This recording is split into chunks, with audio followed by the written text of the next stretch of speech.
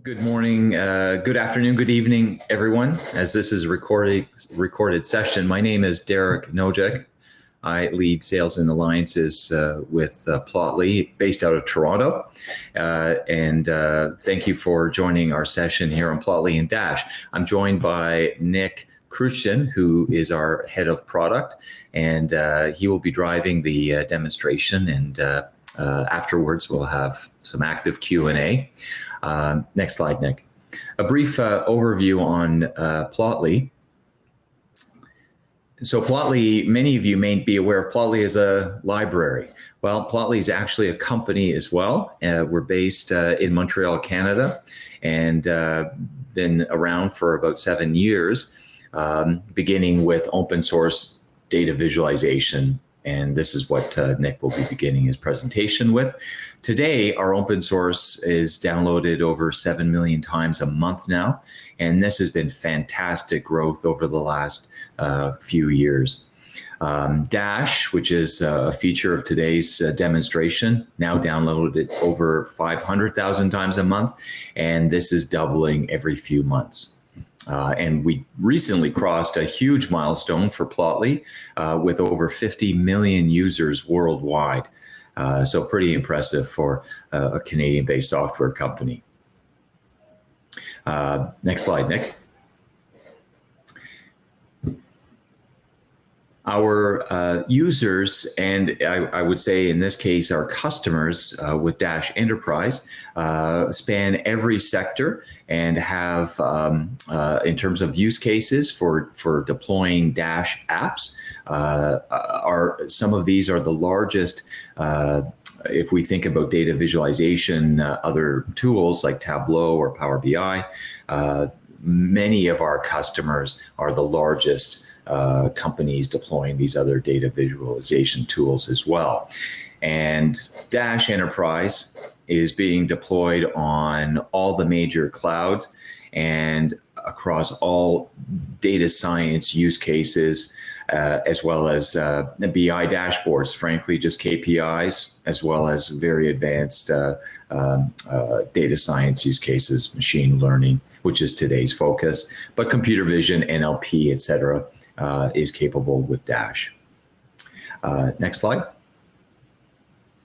And what's interesting is as we look out into the market, we're being pulled into evaluations against other tools, which many of you probably in your corporate environments or what you use as far as your tool set, you're working today for visualization, data visualization, but we're being pulled in as from a Python standpoint. Dash is the leading library for Python-based ML apps. So that's really exciting to see, as you see in this study done by a New York-based consultancy, where do their users want to expand their skill sets and tool set, and you can see Plotly Dash being pulled in there. So with that, let me hand it over to Nick to take over with the demo path. Thanks, Derek. Can you hear me okay? Yeah, you're good. Great. Hi, everyone from sunny Montreal. My name is Nicholas Crucian. As Derek mentioned, I'm the VP of Product at Plotly, and I'll be sort of driving the demo. I am going to switch my slide here. I'm going to start by talking to you about Plotly Express. So Plotly Express is a Python library for data visualization. Most people who know the name Plotly know Plotly from graphing libraries like the Plotly graphing library, and so I'll be demoing that to start with. Plotly Express is basically an open source tool to make one graphic at a time: a bar chart, a map, a pie chart, that sort of thing. After that, I'll be switching over to talking about our flagship open source product at Plotly, which is called Dash. It's a Python framework primarily, although you can access it from R, Julia, and very soon .NET. And it's a framework for building analytical applications. So going beyond just a single chart to an application that contains multiple charts, controls, widgets that all interact with each other. So you can build dashboards, you can build front ends for machine learning models, and I'll have some demonstrations of that for you in a bit. So these are the first two libraries I'll be showing you, and then I'll be switching over to talking to showing some demo apps that have been built with Dash, and then rounding out the demonstration by talking a little bit about Dash Enterprise, which is our commercial offering built on top of Plotly and Dash. So moving right into the demonstration part, I'm going to switch over into Jupyter Lab, which I hope is a familiar environment for most folks.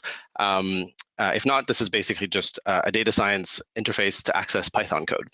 So as I said, I'll be starting out by demonstrating our data visualization library called Plotly Express, which in Python you can import just by typing import plotly.express. And we usually import it as px because that's a little shorter. So any good data visualization starts with a little bit of data. I'm going to start by showing you by using one of our built-in data sets, which is the Gapminder data set. So it's not very big, 1,700 rows, one row per country per year for a selected number of years, and some basic statistics, so the life expectancy, the population, and the GDP per capita.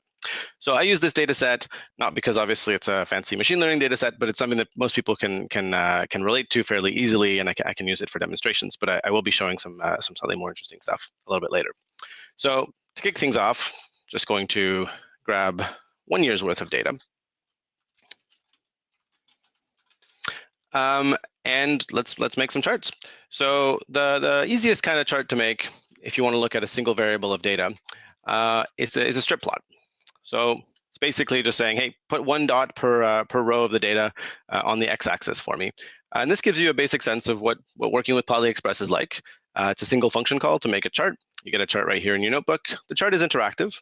You can mouse over data points and see the raw numbers. This is not much better than a table, to be honest, but you can zoom, you can double click to zoom out.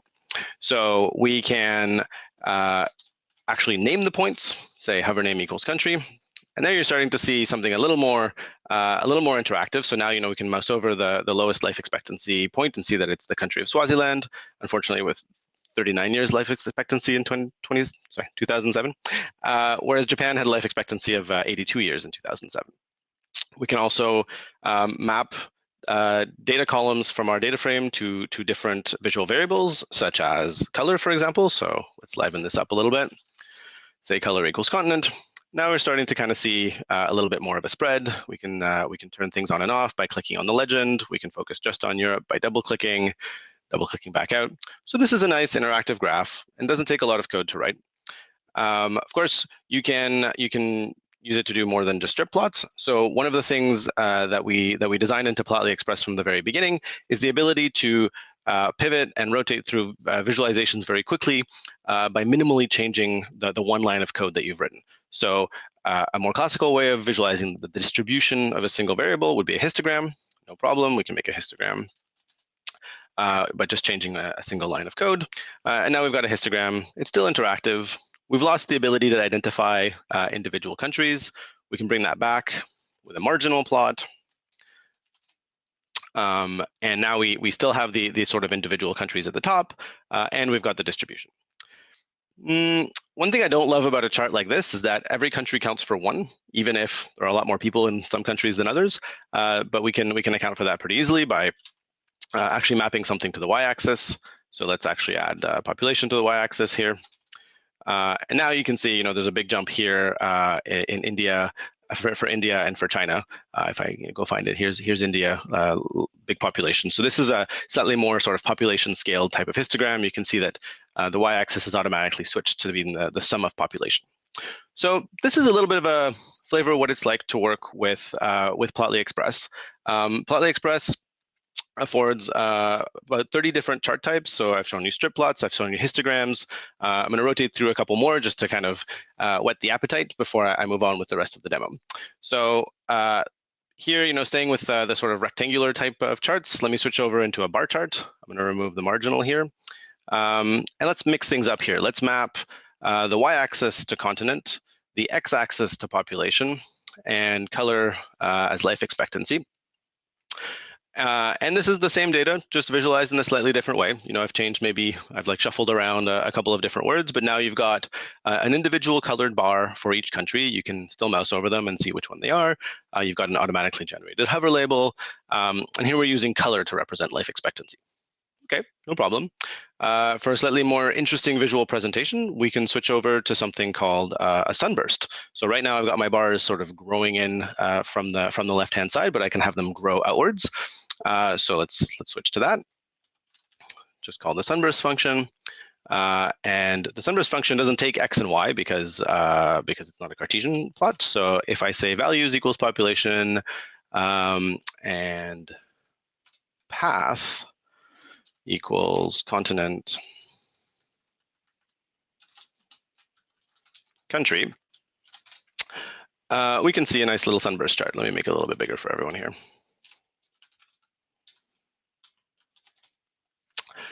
So this is a sunburst chart. It's also interactive. You know, I can mouse over. It's automatically computed the population weighted life expectancy for each continent here in the middle. I can click in on a continent and it sort of dynamically swoops in and out. So, you know, still just working with my one little line of code here at the top. And you know, this interaction that I'm showing you of being able to sort of flip through various visual ways of looking at a single data set is what makes Plotly Express essentially what I call the first mile of data science. So when you're working on a machine learning project, when you're working on a data science project, much of the time, one of the first activities you'll undertake is data exploration, exploring your data set, trying to understand what am I looking at? Are there outliers? What's the distribution? Is there a hierarchy like continents and countries? And Plotly Express is sort of a uniquely well-suited tool for doing this kind of thing because it's Python-based, so you can do all your data manipulation using pandas up here, like the query function, and you can very quickly flip through various types of charts. The charts are interactive. It's not a lot of code. And you can quickly get the sort of workbench insights that you need, like, oh, you know, distribution of this variable isn't at all what I was expecting, that sort of thing. So this is pretty much where I'll stop with Plotly Express.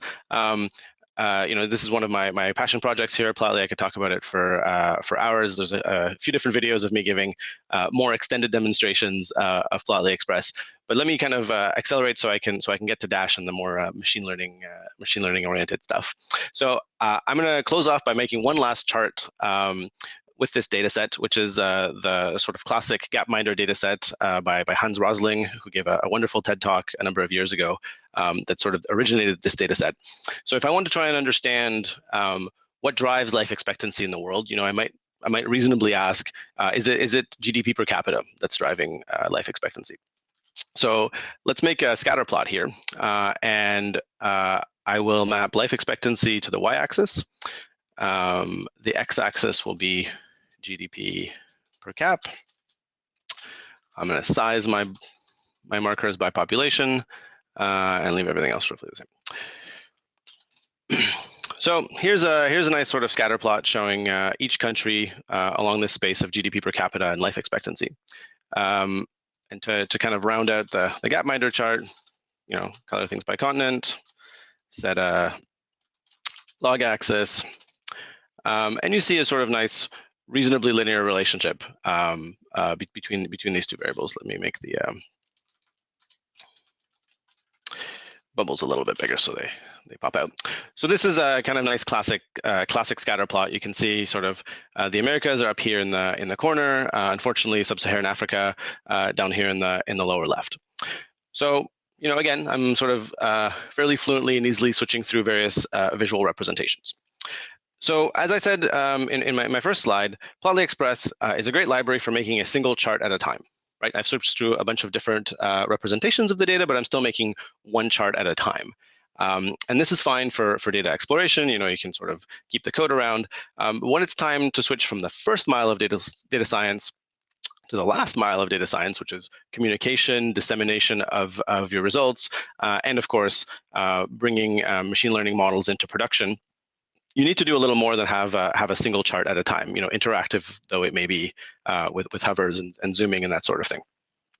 So to meet this need, Plotly, the company, we've developed a library called Dash, or a framework called Dash, for building analytical applications that weave together multiple charts, controls, and basically anything you can do in Python into a browser-based analytical application. So having set the stage with Plotly Express and a little bit of coding to get to this chart, let me switch over to building right in front of your eyes a very simple analytical application with Dash to show you how easy it can be. So Dash, much as we work really hard to make it a low-code platform, is a little bit more than one line of code at a time. So I'm going to switch over into some prepared code that I'll be walking you through rather than having everyone sort of watch me type all this stuff. So I'm going to create a new notebook, still right here in JupyterLab, and I will grab some of my prepared code, paste it in, run it, make sure everything's fine. All right. So here you can see a very small amount of code. I'm importing the Dash library, and I'm importing the Jupyter connector to the Dash library called Jupyter Dash. I'm importing HTML components. I'm starting an app. I'm saying that the layout of my app is basically two headers, header 1, which you can see right here, and header 2, and I'm running my app in JupyterLab mode, which means that I get this little tab that shows up here so I can have them side by side. This is not strictly speaking required, so this app is just running on my computer right now, so I can type localhost 8050. The app's right here. If someone was next to me, they'd be able to connect to my computer and run this app as well. But just for demonstration purposes, I've got them side by side. So you might look at this and think, okay, good job, Nick. You've made a web page in Python. There's a bunch of different ways to do that, and that's true. Let's make this app a little bit more interesting. So if I expand this app just a little bit, I'm going to import a couple of different things. I'm now going to import Dash core components as DCC, which is a built-in set of components with Dash. Still open source, totally free and accessible to everyone here. And I'm going to import from the dependencies module the notion of an input and an output. And now, instead of the app that's running here, which has just got an H1 and an H2, I've still got a level 1 header, but I've also added what's an input field. And I've added this little callback, which is the sort of magic of Dash, that maps the inputs and the outputs, so that binds them together. So when I run this app, what you see is whatever I put into this text box here, hello MLOps world, whatever I put into this text box is reflected in the H2. How does this work? Well, I'm basically saying that the value of the element called the input, which is my input, should map to the children of the element called the output, which is my level 2 header. And the way Dash works is that every time I type a character into this text box, Dash behind the scenes will execute the HTTP request required to execute this Python function, which basically just returns the value, and send it back to the front end. So as a data scientist, right here in JupyterLab, I haven't had to write any JavaScript, but I've built an interactive web application, which is pretty powerful. And this is sort of what made Dash one of the most used libraries in the world for this sort of thing, is that there's no JavaScript required. I'm writing pure Python, fairly idiomatically, and I get an interactive web app. Okay, so this interactive web app is just letting me, reflect text back on the screen that I've already typed. Let's see if we can make it do something a little more interesting. So here I'm going to bring in some of that code that I built up for you in the previous section. So again, not super long. I'm importing Plotly Express. I'm importing the Gapminder dataset. I'm pulling out all the unique values of the year. And instead of my H2 and input, I've now got a dropdown and a graph. So and then my callback basically maps the year value of the dropdown to the figure of the graph. So let's see what this looks like when it's run. I've now got a dropdown, which is basically controlling the year. And so if I set this to 1977, you can see that it's a totally different distribution of GDP per capita to life expectancy. So now, whenever I change this dropdown, the callback executes. But what the callback is returning is the output of this Plotly Express function, which I was showing you earlier. So this means that now I've got a dropdown controlling a graph. Now, what this graph is doing here is quite simple. It's grabbing the year value, and it's just taking a subset of the data frame. So earlier on, I had shown you how to take the subset of the data frame for the year 2007. Here, I'm making this dynamic and letting the user control the year that's being displayed. So this is a fairly simple operation. It's basically doing a subset. This is the kind of thing you might see in a typical dashboard. But the sort of secret of Dash is, again, as I mentioned, this callback. So inside this callback, you can execute any Python code. There's no constraint on what's going on here. So you can take the subset of a data frame, no problem. You can run a machine learning model. You can train a machine learning model. You can connect to a physical device that's on a network, a camera, a robot, a piece of lab equipment, whatever it is you want. As a developer, you can connect to from Python in a callback. And so what this very simple demonstration here is showing you is that as a Python developer, without writing any JavaScript, you can build a user interface that whenever a user interacts with it, executes arbitrary Python code that you have written to do whatever it is that you want. So let me make this demo just one notch more complicated by bringing in a second graph. So this one is going to be a little longer. But you can see here now that I've got a dropdown and my graph, but I've also got a map. So Plotly Express can also make maps. And so now when I make a selection over here on my scatter plot, you can see that the countries that I've selected show up. So I've removed the colors for simplicity here, but if I select, sort of the poorer, less healthy countries, you can see that unfortunately most of them are in sub-Saharan Africa. And if I select, the richer, better off countries, it's mostly the OECD countries, sort of North America, Europe, and East Asia. So the way I've done this is by just more of the same. If I look at my layout, I now have a second graph that I've added. And because I have two graphs, I have two callbacks. So I've got the same old callback I had before, where I'm just taking the year from the input and using it to subset the data for the first chart. But for the second callback, I've got the selected data from the first chart as an input, and that lets me do a second filtering step. So the map here is also showing data for the year 2007, if that's what I've selected. But in addition, I'm also subsetting it down to showing only the countries that have been selected. So this is an example of how Dash goes a little bit beyond just sort of widgets and charts and being sort of read-only. You can interact with the charts themselves. Charts can depend on charts. Charts can depend on dropdowns. Dropdowns can depend on charts if we want, all by essentially laying things out on the page and then defining how they interact. Dash also comes with this little developer tools button. So if I click on this thing here, I've got 0 errors, which is great. But I can also see the callback graph. And so this is basically a graphical representation of this code that I've got here. So I've got graph 1 and graph 2. And you can see that graph 2 depends on the value of the year and the selected data from graph 1. And then the figure for graph 1 depends only on the value for the year. I've got my two callbacks. These are the two little green things here. I can click on them, get a whole bunch of information about how they worked, how long they took, and so on and so forth. So this is a very useful tool for when I'm developing a more complicated Dash app to be able to reason about and sort of introspect what my Dash app is doing. So this is all part of Dash open source, and essentially every Dash application is built this way. So this is the part of the demo where I kind of do the draw two circles, now draw the rest of the owl kind of trick. So I've shown you, how to make a single chart. I've shown you how to make a Dash application by building up some code. And I've told you that, you've got this layout and you can bind pieces of the layout to each other with callbacks. So where can you go with this? Instead of continuing to build out a complicated app right here for you as I type, I'm going to switch over to our demo gallery to show you some pre-built apps that aren't much more sophisticated than this in terms of what they're doing. There's maybe a little bit more code and more attention to detail than I'm willing to type out for you here.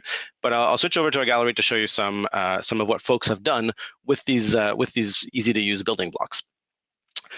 So here I'm switched over to the Plotly Enterprise App Gallery. So this is a nice gallery. We've got 118 different apps here targeting a whole bunch of different verticals, so aerospace, automotive, energy. You can click on here and sort of filter down.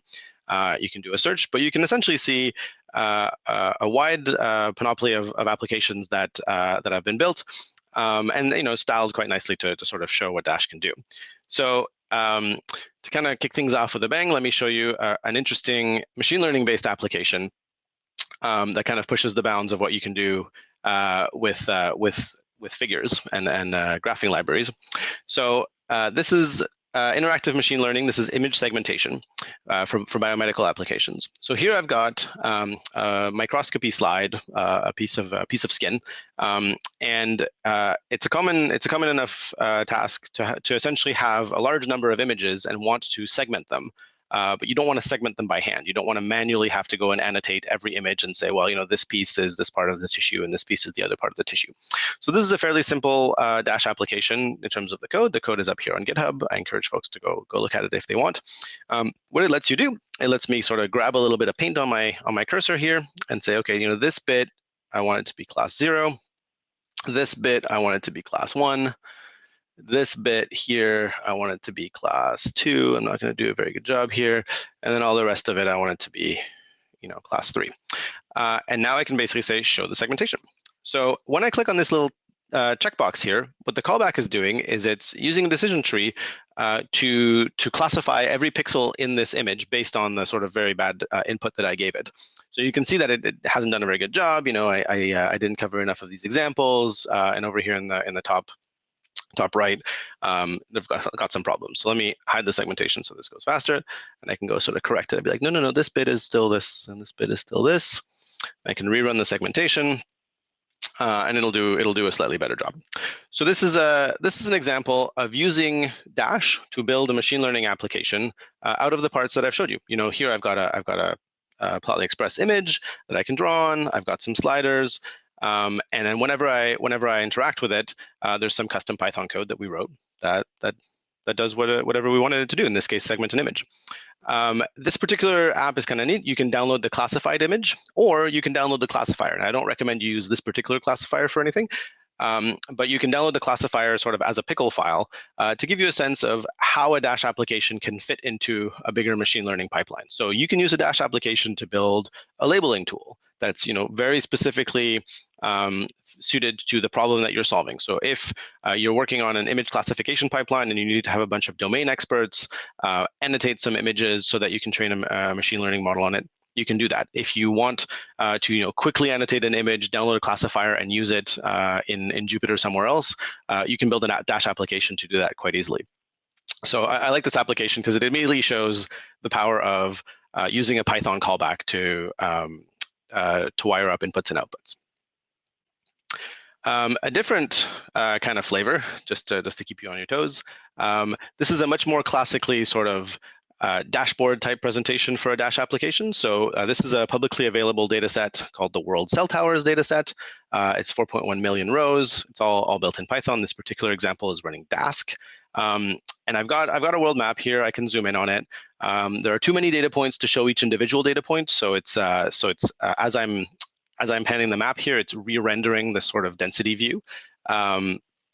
And I can zoom into Montreal, and the data set here is cellular towers. So as I zoom into Montreal, I can see it's quite dense. As the system updates, I get a crisper view. And if I zoom in enough, you can see the number of towers in view here narrowing. If I zoom in enough to Plotly headquarters, when I get down to less than 5,000 towers, the way this app is coded, I can see the individual towers and sort of narrow in on the identity of each tower. I can grab just the long-term evolution towers, which are all the red ones, and I can do some extra filtering down here. So Dash, beyond sort of just running machine learning models and doing image segmentation, can also be used for more typical dashboard type applications. Still totally powered in Python. So this map here, the high density view was using data shader. We're using the computation is all done in Dask. And so we like to show this demo to say you can map this onto whatever problem domain that you're working with and leverage the full power of the PyData ecosystem to build your application. Let me close by running one last little demo here. The call operations simulator. Actually, I have time for a couple more. The call operations model is an interesting one because it also shows that you can do essentially whatever you want in Python. So in this particular app, while it's running here, I can talk about the little form. It exposes a little form at the top, which is basically the parameters for a simulation that you might want to run. So in this particular case, it's a Monte Carlo simulation of a call center. and you want to manage. As a call center operator, you might want to know, if I have this number of agents, and if my average handling time is sort of lower and upper bounded by these two numbers, and my peak call count is 20. How many, what will be the statistics of my call center? So you have essentially a little model of a call center for how long it takes to handle a call, and you can change some parameters to set up a scenario, and you can run a simulation. So when I first loaded this app, I had a 10-second simulation running, and then we were just showing a number of outputs based on this simulation. So you can see, the average call wait time as things started to queue up. You can see which agents were idle and busy at which time, and if your brand promise is to respond to calls within a certain amount of time, you can see sort of when you're, which parts of the day you're able to respond to your brand promise. So this is a fairly custom little model. Again, I think this one is open source, that shows that you can build any kind of user interface in Dash. So we've got a little form up here, have a run simulation button, and then execute arbitrary code to do what you need to. So in this case, it's a Monte Carlo simulation. This could be connecting to a very large external data system like Databricks or Snowflake. It could be running TensorFlow models. It could be training models. It could be queuing models for training. It could be data from MLflow or something to look at to build a custom dashboard for whatever it is that you're training or running in production. So this is kind of a neat example, just because it's a nice little UI that can sort of bridge the gap between data scientists and analytics teams and end users. So this is the kind of use case that, in the past or in a previous job when I used to work for a telco, we would kind of do this by emailing spreadsheets around, right? We wanted to sort of enable end users to interact with the outputs of data science, but because it was very difficult or very time consuming to build a web application like this, we'd basically do some modeling work in Python or something, figure out a way to bake it into a spreadsheet, and then email the spreadsheet to a less technical user who wanted to kind of dig in and run some different scenarios. With Dash, you can actually bridge this gap in a much more sort of user-friendly and professional way by having data scientists build a user interface on top of their models, and then providing that user interface directly to any sort of less technical user that doesn't want to interact with the code, that doesn't want to open up a spreadsheet, but just wants to get access to the outputs and the insights that are driven by the model that the data scientists have built. So that's the call operations model. And this one is interesting because it's actually been built beyond just using Dash and the Dash open source system. This particular demo was built with Dash Enterprise. So Dash Enterprise is Plotly's commercial product. It's not an alternative version of Dash. It's sort of an extension of Dash, specifically aimed at large enterprises. And some of the features that I can demo in this particular app that leverage the capabilities of Dash Enterprise are, number one, what we call Dash Design Kit. So this application, all the layout, the cards, the fact that as I resize my screen, things are responsive. If I resize them enough, the cards move over to being stacked. I've got a little triple, little hamburger menu up there. This is all being handled by Dash Design Kit. So whereas in the demonstration I did earlier, I had to lay out these HTML objects, and you can see this is sort of unstyled. This is sort of Times New Roman default HTML. Everything here in this application, in the code, there's no HTML anywhere. There's no CSS anywhere. It's only using these sort of high-level low-code constructs from Dash Enterprise. So one of the first things that Dash Enterprise does is it enables you to build Dash applications with even less code than with Dash open source. And one of the neat things you can do with Dash Enterprise and Design Kit is you can restyle an entire application at the touch of a button. So if your brand is sort of blue on blue, you can essentially create a theme, and every Dash application you built is automatically themed this way. So just by clicking a button, I'm sort of changing the fonts, I'm changing the colors, if you want to have an app that's in dark mode or something like that, without writing any additional CSS or HTML, I'm getting a nicely styled application without a data scientist working on any CSS. So that's one of the ways that Dash Enterprise sort of accelerates the deployment of Dash applications in an enterprise. We can also do what are called creating snapshots. So Dash Enterprise comes with the snapshot engine, which allows you to take the state of an application as a user has laid it out and capture it as a PDF. So I can hit create snapshot here. I can name it. Hit generate snapshot. It's been saved, and I can look at my archive here.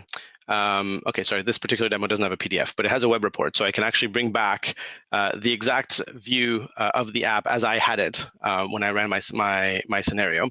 I do have a different demo I can show in a minute that does snapshot this to a printable PDF. So this is a feature that comes with Dash Enterprise that makes it easy for a data scientist to build structured reports out of a Dash application, or when you've built a user interface on a complex model, someone runs a simulation or analysis, they want to capture that analysis for future reference, and so the snapshot engine lets you do that. So those are two examples of ways that Dash Enterprise makes it easier to write Dash applications with less code. But beyond that, let me switch back to my deck here. The other sort of features of Dash Enterprise that are part of our commercial offering. So I've got some low-code development, snapshot engine design kit. Dash Enterprise comes with a workspace where you can code your entire application inside our server.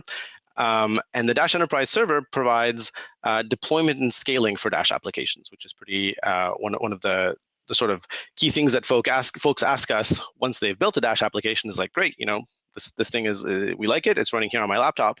How do I help other people in my organization get access to this app that I've built? So Dash Enterprise comes with an app manager, which is built on top of Kubernetes for horizontal scaling and high availability. Dash Enterprise comes with a job queue. So if you have a job that's a little bit longer than that 10-second Monte Carlo model that I showed you in the call operation simulator, it's easy to offload it onto the Dash Enterprise job queue and then have the result come back, 30 minutes, an hour, 2 days later, depending on how heavy a job it is. So there's a number of features around deploying and scaling your app. And so this is what hosts our workspace. There's a number of features around making apps more quickly with less code. This is something that our enterprise customers are quite sensitive to. When you have a data science team, we want to make sure that our data scientists and machine learning experts are sort of mostly focused on the model. They're mostly focused on the inside of that callback, rather than what the app looks like. How do I make a PDF? That sort of thing. And then, of course, we have robust enterprise IT integration, starting with, actually, we should add this bullet, starting with support. When you license Dash Enterprise and you have a problem, you have a question, you want some advice about how to architect your app, which Dash Enterprise features you should use. We have support and a professional services team ready and waiting to help you. And of course, we integrate with enterprise authentication. It's installable on any cloud platform. It's also installable in air-gap mode on bare metal. And it connects to basically any pre-existing big data pipeline that you might have in your enterprise. So if you're a Databricks job, running on Azure, Python can connect to that. Therefore, Dash Enterprise apps can connect to that. And with our support and professional services, we can help you figure out how to get to whatever app you're building. So that's basically the Dash Enterprise features that we have. If you're interested in Dash Enterprise, Derek would be happy to answer any questions about it or talk to you about it separately. That's basically the end of sort of the prepared part of my talk. I know we have an hour and a half, but we like to keep it down to an hour. We've got 20 minutes for questions. If you have any questions that you're sort of unwilling to share right now, please feel free to email Derek or myself. Yeah. And we're available for questions now in the chat. So if you can ask your questions in the chat, Derek and I will sort of TikTok and answer them. Derek, did you have a question? I was just going to say, Nick, great demo and closing off on the presentation with Dash Enterprise. Why don't we start with the chat questions? If you want to, the first one here is, will you be sharing notebooks at the end of the demo? Yeah, I suppose I That's could. I our mean, I gallery. guess, yeah. So if you just want to email me, I can email you the notebooks. I mean, I didn't type very much here, but I'm happy to share this code. It's no problem. So just shoot me an email at nicholas@plotly.com, and I'll be happy to share. Yeah, and Nick, if you navigate from plotly.com to our gallery, the gallery, I think for many of these applications, we have that available, the open source code on Git, right? That's right. Yeah. So hold on, actually, where's the If link you to the go gallery? docs, yeah, if you go to Yeah, docs, you can add docs dash, Yep. and there on the upper, yeah, just go to dash, Yeah. and there on the gallery on the upper The right. gallery. Yeah. Thank you. Yeah. So, So our marketing folks keep expanding our site. around, yeah. So this is how you get to the gallery. Thanks, Derek, for the assist. And then for these applications, for example, the interactive image segmentation, when you launch the app, within the app, there'll be a view code on GitHub button here. And for most applications, if you click this little info button, you also get a little bit of information about it and a link to the code. So right here on GitHub. Excellent. Second question from Arthur. Any tools part of the library to extract numerical values from analyzed images, coordinates, cell towers, as an example? Sure. Yeah. So let me pull up the world cell towers here. I know I just kind of like zip around with my mouse, so let me let me zoom way in and we can take a look. So if I zoom way in to get less than 5,000 towers.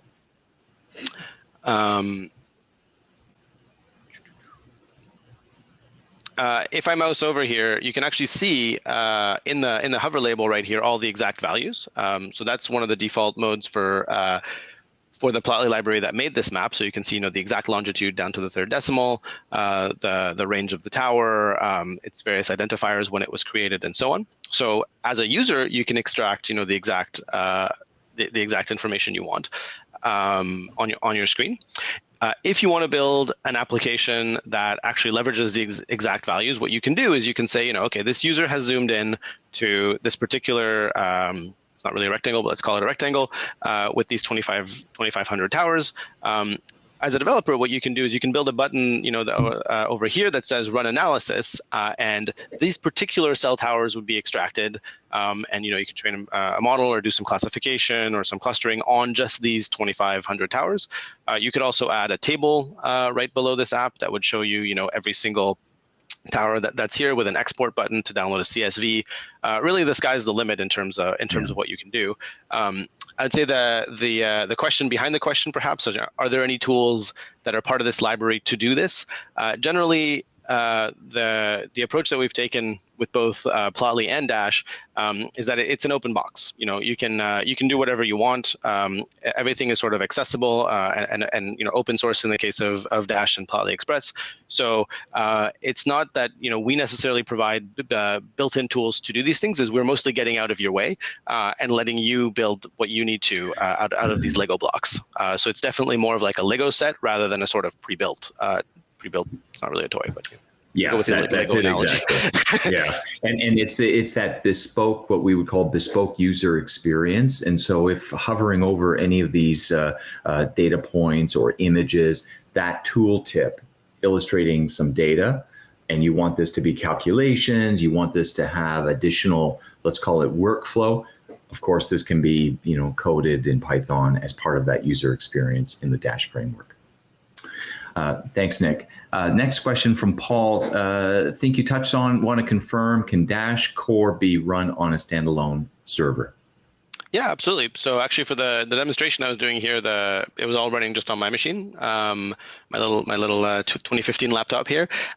You can run a Dash application pretty much anywhere. So Dash essentially runs on the Flask middleware. So anywhere you can install a Python Flask process, you can run a Dash application.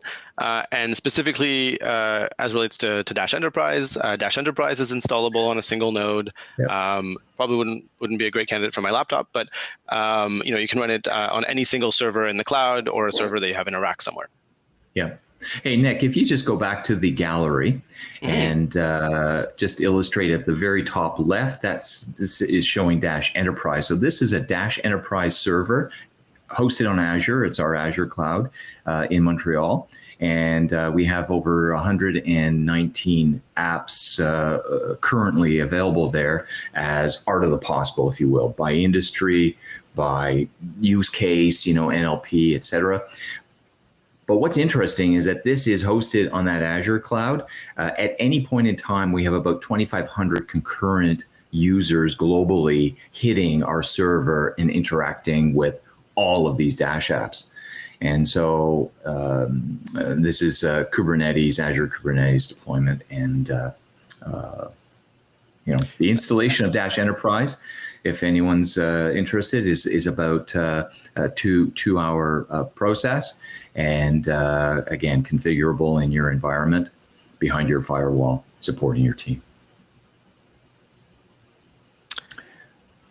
Are there any more questions in the chat? Anything that we've said that's kind of like shaking something loose, some sort of, blue sky thinking about Dash or Plotly, or where it might fit into the kinds of things that you're doing? All right. While I wait for some more questions to come in, maybe I can launch into one more of our 118 demos here. So one that I didn't get a chance to show, but I kind of like, is very sort of machine learning focused, is a sort of explainability application. So SHAP is a well-known model for explaining the output of machine learning models, with Dash Enterprise, we built a little app here that shows how you can build a user interface on top of SHAP to help non-technical users understand, what a machine learning model is doing and how. So for this particular app, what we've got is the sort of typical tips data set. So the data set is 1 row per restaurant bill. And so we know for this bill, what the total bill amount was, what the tip amount was, the sex of the payer, whether anybody was smoking at the table, and the day and time that the meal was taken, and the size of the party. So based on that, we trained a very simple model that tries to predict, based on the features of a given row, what the tip percentage would be.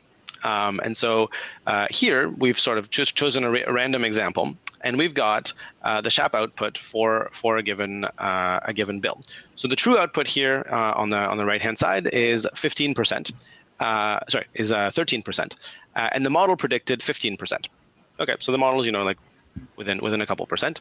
And so what I like about this app is it shows how the model got there. So the model basically starts with the base value, which is 16%. If you look at the sort of average tip percentage over the whole data set, it's 16%. So that's a pretty good guess. If you know nothing else about the bill, 16% is a pretty good guess. And then what this model is doing, in effect, according to SHAP, is it's looking at the total bill in context of everything else. And the total bill being $15, it's moving down its estimate by 0.7%. And the fact that the payer was male moves it down. The fact that there was no smokers moves it down. The fact that it was Sunday moves it down. Oh, the fact that it was dinner maybe moves it up a little bit. So this is essentially one way of looking at how this particular model got to its answer. And what I like about this app that we've built is it lets you answer what-if questions. So what if, everything else being equal, so a male payer who doesn't smoke on Sunday dinner, with one other person at the table, what if actually instead of a $15 dinner, not so much actually, it's a pretty old data set, this was a $25 dinner? So I click over here. So now I've actually boosted the total bill amount. There's no more true output because this is now a synthetic example, right? We don't actually have ground truth for this particular meal, but now I'm exploring the model rather than the data. And by boosting the bill amount to 24, you can see that the predicted output went to 13, down from 16. So essentially, all things being equal, in this particular case, by moving the total bill amount up, I am lowering the predicted tip percentage, and so we can explore. Does that keep going? It seems reasonably stable. This sort of like levels out at a certain point. What if, for this rather expensive meal, actually a woman paid? I click here. And in this particular case, the bar is red here, so the fact that it was a woman pushes the predicted tip percentage down a little bit, but every other bar nudges up or nudges down. So this is essentially what SHAP is doing. This isn't sort of Plotly technology. But what I like about this is SHAP is a fairly complex model that's hard to understand sometimes, but we've tried to make it more accessible to an end user by building a user interface around it and letting them play with SHAP and sort of like say, oh, what if I change the bill percentage? Has this model learned what I think it's learned?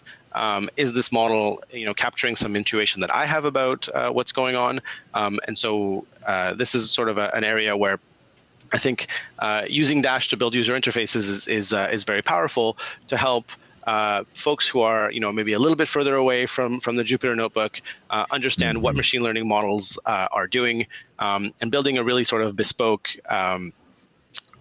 user interface for a model or for a data set for both internal and external users. So this is a fairly straightforward Dash application that lets you grab a random train sample, look at the true output, look at the predicted output, and then run what-if scenarios in real time. Cool. Hey, Nick, a customer was working with a geospatial data set around gentrification of neighborhoods, and they took this SHAP model and had a little bit of explainability for the user with factors as you've described here, but against their geospatial interactive Dash app, and all-in-one user interface. And it was absolutely fantastic work. So the applicability of explainability here is wide open, and bringing it to the forefront of a user. Yeah, and what I really like about Dash for this kind of thing is that the user interface is this white box that can be sort of assembled in whatever way. So you could take the code for this SHAP demo and maybe blend it with the code for this World Cell Towers demo and say, let's run some explainability algorithm on these particular cell towers that the user has zoomed in on. And so because this is all Python code that's within your control, you can lift and shift code from one app to another. You're not sort of stuck in a no-code environment where it's a lot of clicking or sort of manual QA. It's all in code. You can run tests. And so on and so forth. So we really get excited when folks show us what they've done.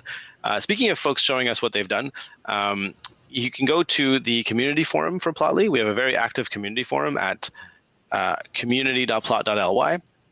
And a few things that you can look at. So you've got our show and tell section, which is fun. So if you click on show and tell, you can see a list of basically, apps and Dash components that people in the community have built. So these tend not to be, large organizations sharing their corporate secrets, but you can kind of get a sense of what the user community is building, and it is a very active user community. Folks have built theming systems, alternative mapping libraries, different types, different sort of sub-frameworks for building reusable components, and everyone benefits from the sort of open source nature of this. So show and tell is a really neat way of getting inspiration and seeing how other people have solved different problems.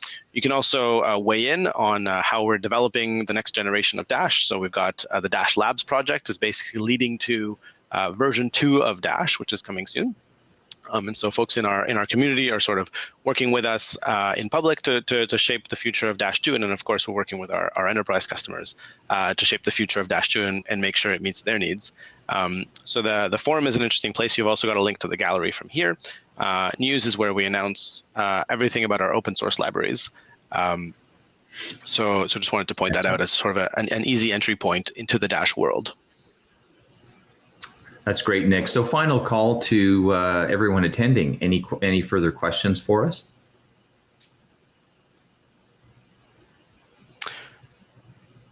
All right.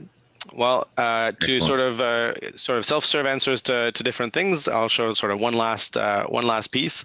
If you go to our website, you have access under company here to our white papers and guides. And so here you've got a whole bunch of different white papers that we've pulled together that, how Dash Enterprise helps in the fight against COVID, Dash Enterprise for public utilities, Kubernetes, and so on. So feel free to check those out. And you can also sign up for one of our upcoming webinars. We've got the summer webinar series, which is pretty exciting, coming soon, as well as you can watch the pre-recorded webinars that we've done for 3D simulation graphics with VTK. We've got one on sports analytics. Bioinformatics was very recently, and then the summer webinar series, the next one coming up, is all about how Standard & Poor's innovates with Dash Enterprise. We're going to talk about this World Cell Towers demo with the CEO of Coiled, which is where the founder of Dask works, and then of course the Dash 2.0 announcement at the end of the summer. So feel free to sort of dive in and find out more about the parts of Dash that interest you. Excellent. Well, thanks, Nick. Great presentation. Thank you, everyone, for attending today's session with Plotly and Dash. And have a great rest of your day with MLOps World. Bye-bye. Yeah, and thank you very much to MLOps World for the invitation to come speak. Thank you.